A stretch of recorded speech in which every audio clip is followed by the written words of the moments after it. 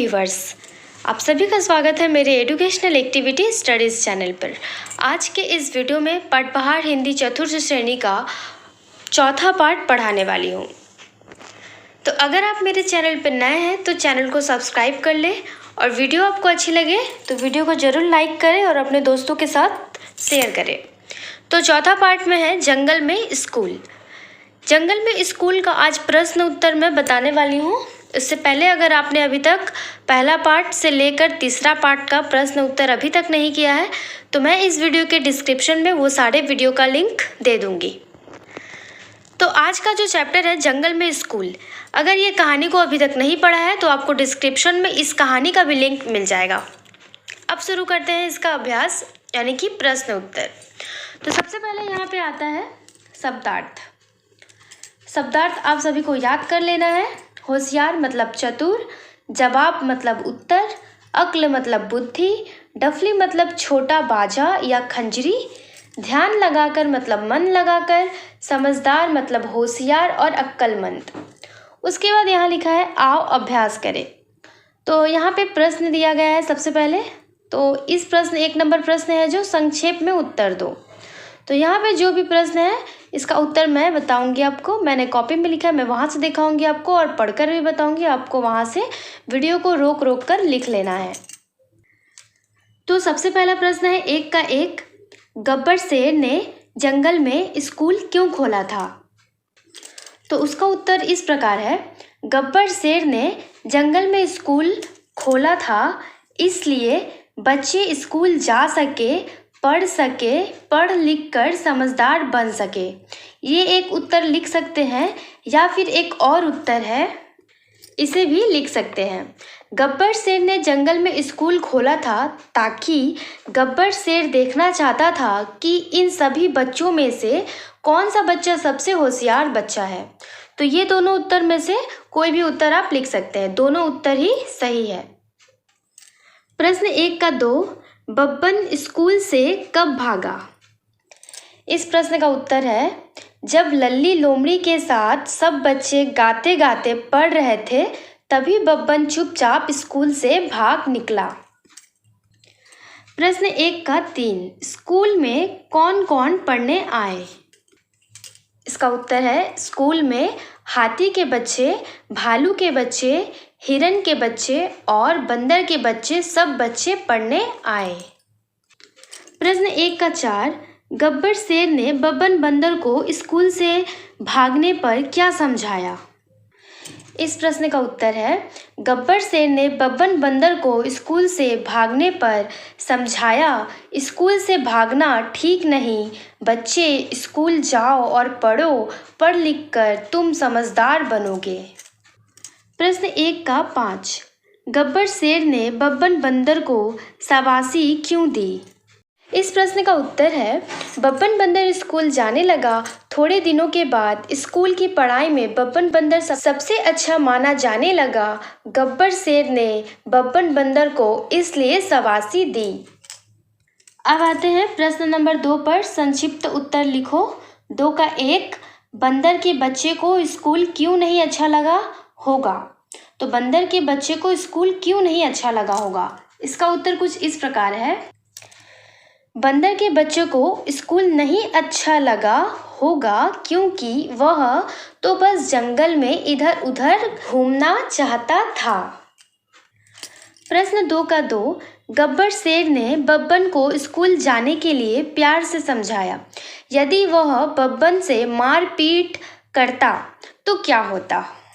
तो इस प्रश्न का उत्तर कुछ इस तरह से है, गब्बर शेर ने बब्बन बंदर को स्कूल जाने के लिए प्यार से समझाया तो वह समझ गया और स्कूल जाने लगा। यदि वह बब्बन से मारपीट करता तो ना ही उसे समझ आता कुछ और वह डर भी जाता, फिर वो कभी स्कूल नहीं जाता और उसे कभी शाबाशी भी नहीं मिलती।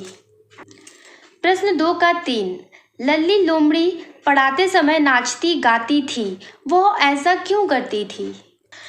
तो इस प्रश्न का उत्तर है, लल्ली लोमड़ी पढ़ाते समय नाचती गाती थी, वो ऐसा इसलिए करती थी ताकि सब बच्चों का मन पढ़ने में लगा रहे। प्रश्न 2 का 4, अगर बब्बन बंदर गब्बर शेर के समझाने पर भी स्कूल ना जाता तो क्या होता? इसका उत्तर है, अगर बब्बन बंदर गब्बर शेर के समझाने पर भी स्कूल न जाता तो वह कभी पढ़ लिख नहीं पाता, समझदार नहीं बन पाता और उसे कभी शाबाशी भी नहीं मिल पाता। प्रश्न 2 का 5, नियमित स्कूल जाने से हमें क्या लाभ होता है? इस प्रश्न का उत्तर है, नियमित स्कूल जाने से हमें लाभ होता है। लगातार उपस्थिति सीखने में निरंतरता को बढ़ावा देती है, प्रत्येक दिन पिछले दिन पर आधारित होता है और स्कूल ना जाने के परिणाम स्वरूप ज्ञान में कमी आ सकती है। नियमित उपस्थिति यह सुनिश्चित करते हैं कि छात्र छात्री महत्वपूर्ण जानकारी खोए बिना पाठ्यक्रम के माध्यम से आसानी से प्रगति कर सके। प्रश्न 2 का 6, नियमित रूप से स्कूल जाने के बाद बब्बन को और आगे क्या क्या लाभ हुआ होगा? कोई 5 लाभ लिखो। तो बच्चों, आप सबको क्या लगता है कि उसे और क्या क्या लाभ हुआ होगा? तो आइए इसका उत्तर देख लेते हैं। नियमित रूप से स्कूल जाने के बाद बब्बन को और आगे जो लाभ हुआ कि जो उसे लाभ हुआ, तो 1, बब्बन खुद का निर्णय खुद ले सकेगा, किसी पर आधारित नहीं रहना होगा। 2, सही गलत का पहचान खुद कर पाएगा। 3, बब्बन अपने बच्चों को पढ़ा लिखा पाएगा। 4, उसे कोई ठग नहीं पाएगा। 5, बब्बन को आगे जाकर किसी के सामने शर्मिंदगी महसूस नहीं होगी कि वह पढ़ा लिखा नहीं है। तो आप सबको क्या लगता है, बब्बन को आगे जाके और क्या क्या लाभ हुआ होगा? उसके बाद आते हैं प्रश्न 3 नंबर पे, कहानी के वाक्यों को क्रम से सजाओ। तो जो कहानी है उसमें इसे बोला है क्रम से सजाने के लिए, मतलब कहानी में सबसे पहले क्या आया था उसे सजाना होगा हमें स्टेप बाय स्टेप। तो कहानी को इसके लिए अच्छे से पढ़ना होगा। तो अगर आपको कहानी का वीडियो चाहिए तो आपको इस वीडियो के डिस्क्रिप्शन में कहानी का भी वीडियो का लिंक मिल जाएगा, तो आप कहानी जरूर से ज़रूर पढ़ ले, जरूर से ज़रूर सुन ले। तो आइए इसका उत्तर देख लेते हैं। तो कहानी के आधार पर अगर इसे सजाएंगे तो सबसे पहले आता है, गब्बर शेर जंगल का राजा था। उसके बाद गब्बर ने जानवरों के बच्चों को स्कूल में आने को कहा। उसके बाद गब्बर शेर ने जंगल में स्कूल खोला। उसके बाद गब्बर शेर ने पढ़ाने का काम लल्ली लोमड़ी को सौंपा। उसके बाद बब्बन बंदर को पढ़ना अच्छा नहीं लगता था। उसके बाद बब्बन बंदर कक्षा से उठकर भाग गया। उसके बाद बब्बन बंदर पेड़ पर चढ़कर छिप गया। उसके बाद बब्बन बंदर पढ़ाई में सबसे होशियार हो गया।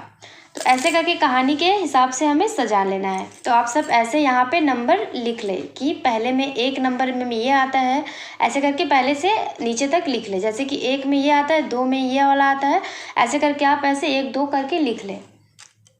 अब आ जाते हैं दूसरे चैप्टर पर। 4 नंबर का प्रश्न है, पढ़ लिख कर तुम समझदार बनोगे। समझ शब्द में दार लगाने से शब्द बना है समझदार, ठीक है। तो समझ में दार लगा है तो बना है एक शब्द समझदार।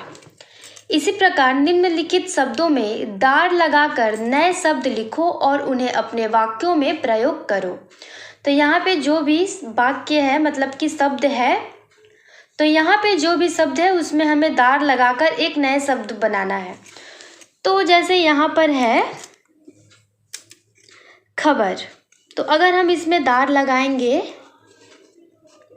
और इसे एक साथ फिर लिखेंगे तो ये क्या हो जाएगा, इसे फिर हमें एक साथ लिख देना है। तो खबरदार, तो ये एक साथ क्या हो गया, खबरदार। इसी तरह हमें ये सब में दार को लगा लेना है। सभी वाक्य में सभी शब्दों पर हमें दार को जोड़ लेना है। तो इसी प्रकार से सभी शब्द पर दार को ऐसे जोड़ लो। जोड़ने के बाद इसे एक साथ जोड़कर लिख दो, तो देखो कौन सा शब्द बनता है। तो अगर हम इसे जोड़कर लिखेंगे तो ये शब्द जो बनेगा वो हो जाएगा शानदार। उसके बाद अगर इसे जोड़ेंगे तो ये हो जाएगा ईमानदार। उसके बाद इसे जोड़ेंगे तो ये हो जाएगा इज्जतदार। उसी तरह इसे जोड़ेंगे तो ये हो जाएगा मज़ेदार। उसके बाद इसे जोड़ देंगे तो यह हो जाएगा पहरादार। तो इस तरह जोड़कर शब्द को बना देना है, दार जोड़कर। अब आते हैं 5वां नंबर प्रश्न पर। सही उच्चारण करो। तो देखो यहाँ पे कुछ शब्द दिए गए हैं, उसको सही से उच्चारण करना है। तो आओ इसे पढ़ाते हैं मात्रा कर कर। यह है तालवी सा में ए की मात्रा र, तो क्या होगा शेर। उसके बाद है व, और च में आधा च में ए की मात्रा में अंग की मात्रा है, तो हो जाएगा बच्चों। तो ओ की मात्रा हो गया। उसके बाद यहाँ पे है आधा स में क, उ की मात्रा और ल, तो ये हो जाएगा स्कूल। उसके बाद है ग, और फिर व में आधा व और र, तो ये हो जाएगा गब्बर। उसके बाद है व, उसके बाद व में आधा व और न, तो ये हो जाएगा बब्बन। उसके बाद यह है क में आ की मात्रा और चंद्र बिंदु की ऊपर में मात्रा है। उसके बाद प, और उसके बाद न में ए की मात्रा, तो ये हो जाएगा कापने। उसके बाद है ध में य में आ की मात्रा न, ध्यान। उसके बाद है जरूर, ज र में उ की मात्रा, उसके बाद र जरूर। उसके बाद है सिर, स में छोटी की मात्रा र, सिर। तो इस तरह से इसे सही उच्चारण कर लेना है। प्रश्न नंबर 6, नीचे कुछ शब्दों के अर्थ नहीं लिखे हुए हैं, उन शब्दों के अर्थ कोष्टक में से छांट कर लिखो। तो ये जो कोष्टक में जो शब्द है उसे छांट कर हमें यहाँ पे लिखना है। तो जैसे यहाँ पे जो बोला अर्थ लिखा हुआ है, तो चुपचाप सबसे पहले ये देख लो कि कोष्टक में क्या क्या शब्द है। पुरस्कार, बिना आवाज के और उत्साह बढ़ाना।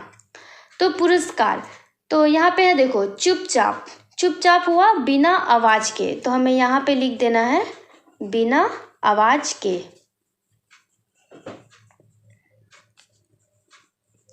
उसके बाद है शाबाशी देना, यानी कि उत्साह देना, तो हमें यहाँ पे लिखना होगा उत्साह देना, उत्साह बढ़ाना। तो ऐसे करके लिख लेना है उत्साह बढ़ाना।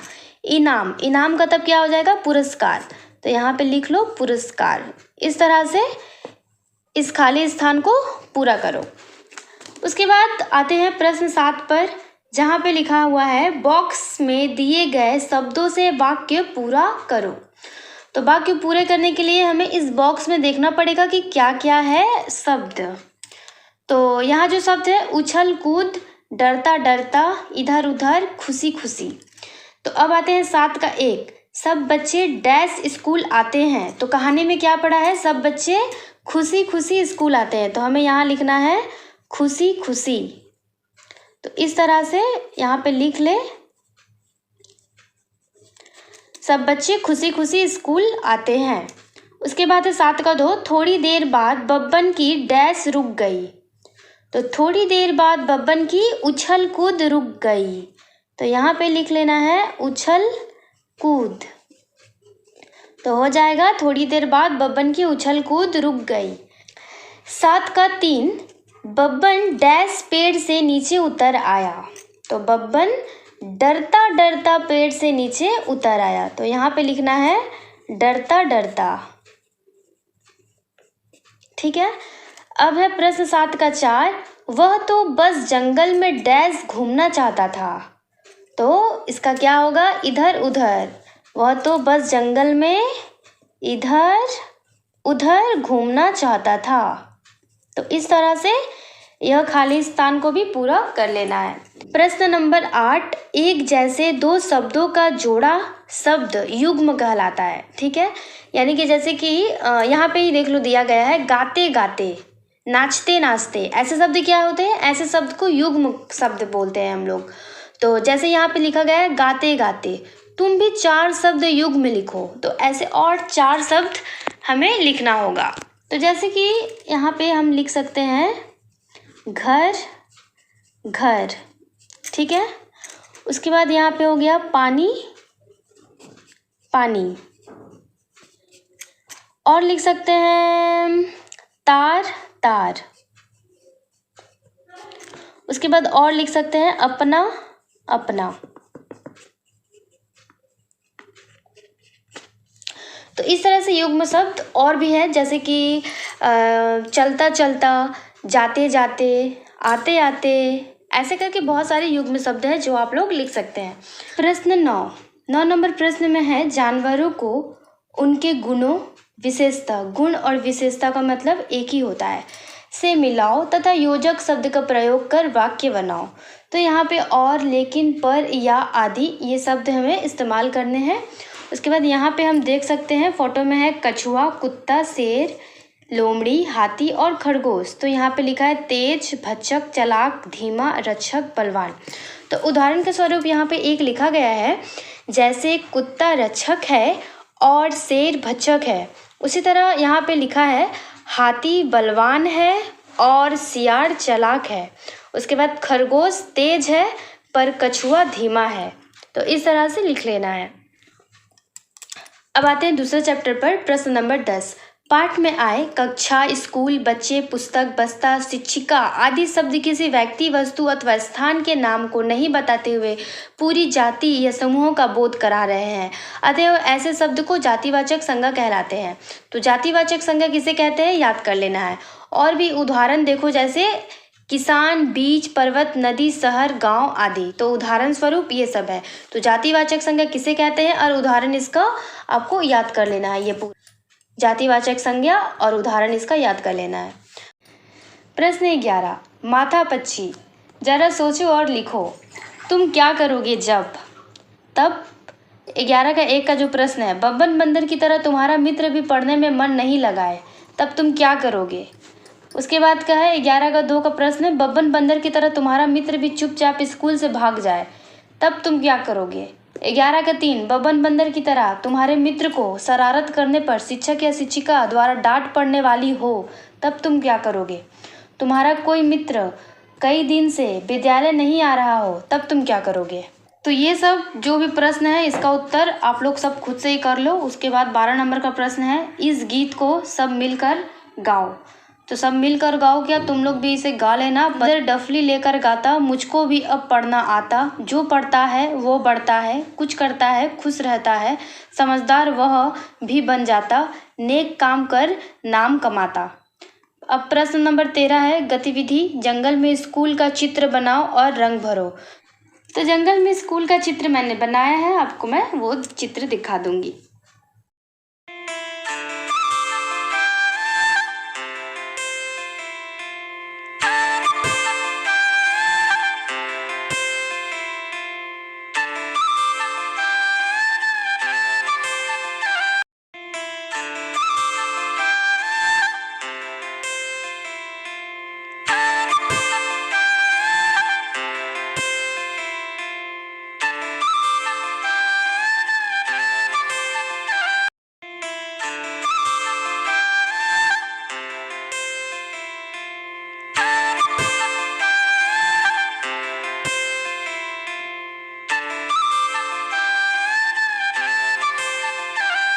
तो इस तरह से आप लोग भी ये ड्राइंग को बनाने की कोशिश करना। अगर आपको वीडियो अच्छी लगे तो वीडियो को लाइक शेयर करें और चैनल पर नए हैं तो चैनल को सब्सक्राइब करें। बाय बाय, अब मिलते हैं नेक्स्ट वीडियो पर।